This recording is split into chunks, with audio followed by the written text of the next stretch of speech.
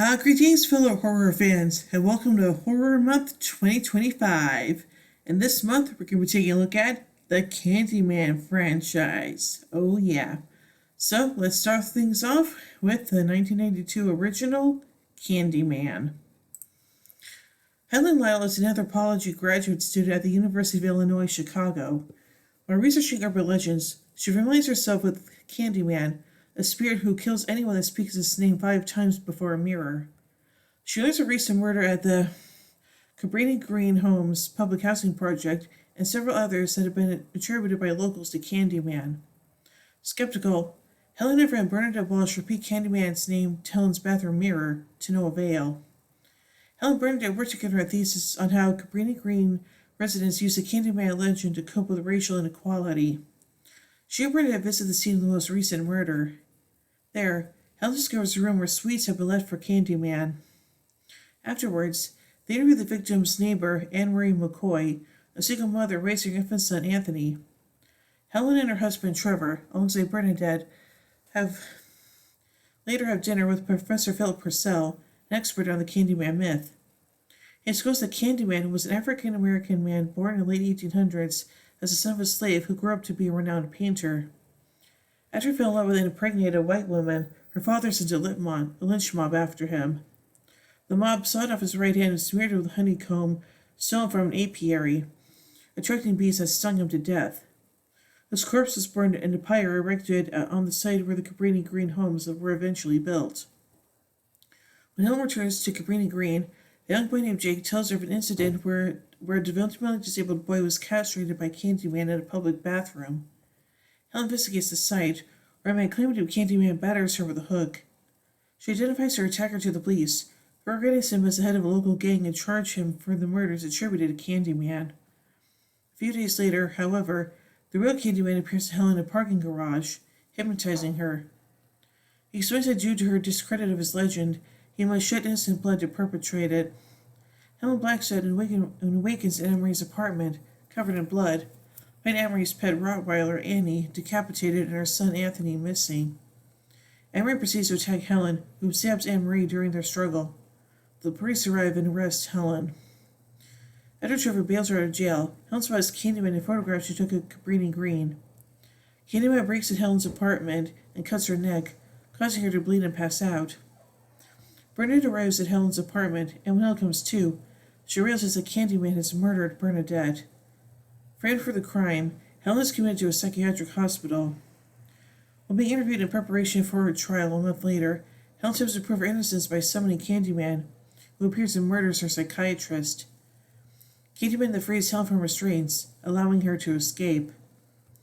Helen returns to her apartment, finding Trevor now living with one of his students, Stacy. Helen confronts him, the police of Cabrini Green to rescue Anthony. When she finds Candyman in his lair, he informs Helen that her surrender to him will ensure Anthony's safety, offering Helen immortality. Candyman opens his code, revealing a ribcage wreathed in bees. The bees sprout out of his mouth and stream down her throat as he kisses her. He vanishes with Anthony, and Helen awakens to discover a mural of Candyman, his lover, who bears a striking resemblance to her. Candyman promises to release Anthony if Helen helps him strike fear to Cabrini Green's residents. Attempting to feed his legend, Candyman reneges it and attempts to immolate both Helen and Anthony in a pyre. Helen stabs Candyman with a flaming plank. The flames strike Candyman and Helen dies while rescuing Anthony. The students, led by Anne-Marie and Jake, pay their respects at Helen's funeral. At home, the grief-stricken, guilt-ridden Trevor looks into the mirror and utters Helen's name 5 times. Whereupon Helen's vengeful spirit appears and kills him using Candyman's hook, leaving hysterical Stacy to uncover his body in the bathtub. A memory of Helen dressed in white, with her hair ablaze, appears in Candyman's lair. Whoa. So anyway, let's take a look at the production of this movie. Sorry, hold on a minute. Okay, nothing important. Sorry about that. Anyway, Barker's short story, set in the state of Liverpool, was about segregation of the culture of poor urban areas.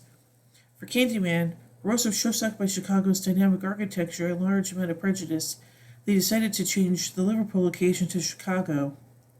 Assisted by members of the Illinois Film Commission, Rose scattered locations in Chicago and found Cabrini Green, a housing project notorious for its poor construction, violence, and high robbery rates.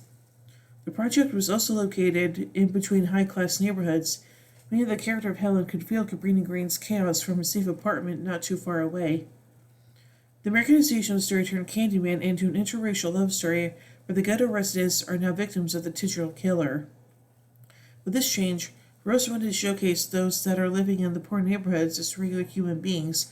They're trying to get by, which is why he avoided tropes that are common in most American ghetto stories, such as gangs and drugs.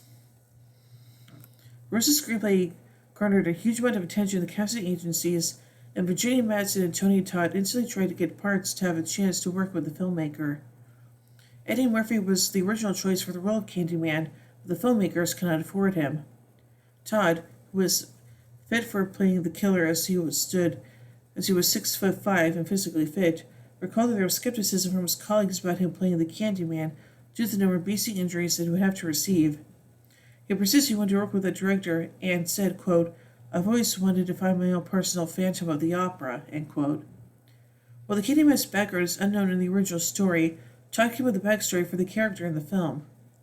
Virginia Madsen was friends with Rose and his then-wife Alexandra Pig, and Madsen was originally to play the role of Helen's friend Bernie, while Pig was to play Helen. The choice was made to make the character of Bernie Black American, so Madsen lost the part. As the shooting was about to commence, Pig discovered that she was pregnant, so the role of Helen was offered to Madsen. Had Madsen been unable to accept, producer Alan Pope was partial to Sandra Bullock as Helen. 3 days of Candyman's filming were spent on Cabrini Green, while the other days were spent in scenes on Hollywood sound stages. With plainclothes law enforcement by their side, Todd and Madsen went to the buildings of Cabrini Green as part of researching their roles, which was a useful but distressing experience for both actors. For playing the Candyman, Todd tried to act as a primeval boogeyman without overacting the part, which was tricky to do. He worked with Bob Keane on the Candyman's look. Keane first had Todd wear a machine-controlled fake right arm, but found the movements of the arm too strict. Then, Keane came up with the idea of having Todd wear a hook to indicate the Candyman's supernatural being. He spent 3 hours making the hook. Todd suggested the character wear an eye patch, but Keane rejected the idea. To keep the budget low, Rose instructed a special effects manager named Martin Bresson to use traditional effects instead of optical effects. The same team who worked on Backdraft also designed the set for the bonfire scene of Candyman, which involved using 1,500 U.S. gallons of propane, and its largest section having a 70 feet width and 30 feet height. The honeybees of Candyman were controlled by Norma Gary, who previously handled the bees on films such as The Deadly Bees, My Girl, and Fried Green Tomatoes. This size queen bee pheromone was used to calm the bees down. The film used more than 200,000 real honeybees throughout, and most of the crew wore bodysuits to be protected from stings, although all of them faced at least one sting. Todd issued a bonus of $1,000 for each of the 23 bee stings that he received during filming. Achieving the film's climax, where the Candyman sends 500 bees into Helen's face, he first had the bees placed in his mouth by using a protective mouthpiece to avoid as many stings as possible. Gary had to use freshly hatched, non-stinging, non-flying bees for the scene, as Madsen was very allergic to stings. It took half an hour for the bees to get in Todd's mouth, and he recalled being tranced out when he let all the bees out of his mouth. Ross also utilized hypnosis in this movie to work around what he saw as the cliche of excessive screaming in the horror films. Bernard Rose came up with the idea to have Virginia Madsen hypnotized in the scene where she confronted the Candyman. According to Todd, this process would occur prior to filming the scenes where he and Madsen interacted and would take roughly 10 minutes to prepare. This was accomplished through the use of a professional hypnotist who established a keyword that Rose would use to put Madsen under a trance-like state. Wow. That is interesting. So, yeah. Anyway. Now finally, let's take a look at some controversy surrounding this movie. There was some controversy that the film was depicting racism and racial stereotypes.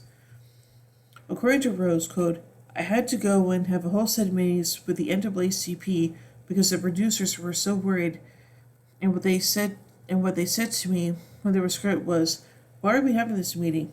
This is just good fun. The argument was, why should a black actor be a ghost? Why should a black actor play Freddy Krueger or Hannibal Lecter? If you're saying they can't be, it's really perverse. This is a horror movie. At the time of the end quote, at the time of the film's release, Madsen said, quote, I was and am now worried about how people will respond. I don't think Spike Lee will like this film, end quote. Well, who knows about that, but yeah, anyway.